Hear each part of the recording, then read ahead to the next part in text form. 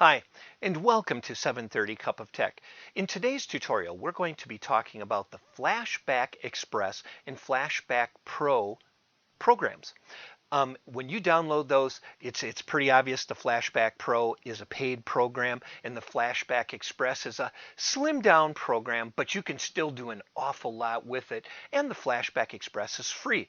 What FlashBack is, it's a recording your desktop program, and it's really powerful and quite nice, and I really enjoy using it. So let's get started and kind of see what you can do with the program. Again, like I said, it's FlashBack, and that's how you spell it. When you go over to the website to download, this is the site that you should go to download it. And then in the upper corner, you'll have downloads, and just choose FlashBack Express. Then, once you've downloaded it and you open the program, all you need to do is click on Record Your Screen. And then you're presented with several options in the drop-down menu. You can either record in full screen, select a region, or select a window. I like to use the region because I like to choose where on the screen I'm going to be recording. Select the microphone that you're going to use, and you even have some adjustments here so you can adjust how much audio input is coming into your computer. You can also select your default speakers that you'd like to use, and you can even record your webcam by clicking on that little button right there. And then a window will be on the screen where you're recording your webcam. Once it's recorded, it's recorded totally individually. You can grab hold of that. You can slide it around wherever you would like to have it on your screen. For this purpose, we're not going to be recording with the webcam, so I would deselect that.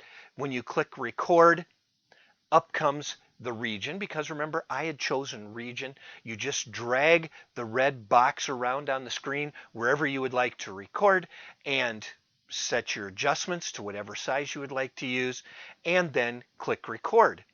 Once you click this record, a countdown timer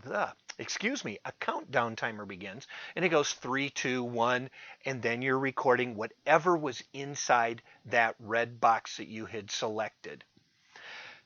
As you're moving through and you're explaining everything that you have to share, once you're done, just click this red button to stop the recording, and then it'll ask what you want to do with that recording. You can either review it, or you can save, or you can even discard that recording if you'd like. I tend to like to save just about every recording that I do, because you never know if that's going to be the best recording that you have, because you can always start over again. So once you click save, it will just ask where you want to save it to and what name you would like to give to it. Just click save the same way you usually do with things. Now, once you have that saved, you're going to want to export it as a self-standing, standalone video.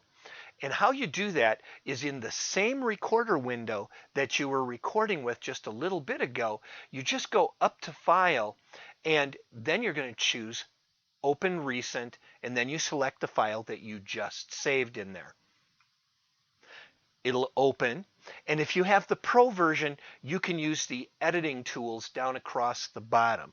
If you're using the Express version, you don't have any of these editing capabilities. They have some nice little features over on the side for annotations that I tend to like, as well as a few effects that you're able to use. But once you have all of that, just the way that you would like it to be, all you need to do then is go up to your file, choose export, and then you choose the export format that you would like. I tend to like the MPEG-4s for mine, so I tend to choose that. But you can choose anything you'd like. Once I have that selected, I just come down and I click on OK. It'll present me with a few other options that I would like to be able to use if I would like to with it, and then I will click Export. Now, one thing I would like to draw your attention to is there is a tab that's called Video and Sound Quality on there, and this is where you can select that you would like to have it be a really high quality video and high quality audio. I like that because I don't worry too much about the size of the videos that I'm recording, but hey, it's up to you. You can actually have some selection over on the size of that video. So it's nice that you have that option in this export phase. Once you have everything selected the way you'd like, just click on Export, give it a name, choose where you want to save it to, click save, and then once it's done, you have the option of what do you want to view it? You can choose yes, you can choose no, you can even choose the file location where that video has been stored. That's all there is to FlashBack. It's not a super difficult program to use. I really like it because the quality of what you record on the screen is fantastic.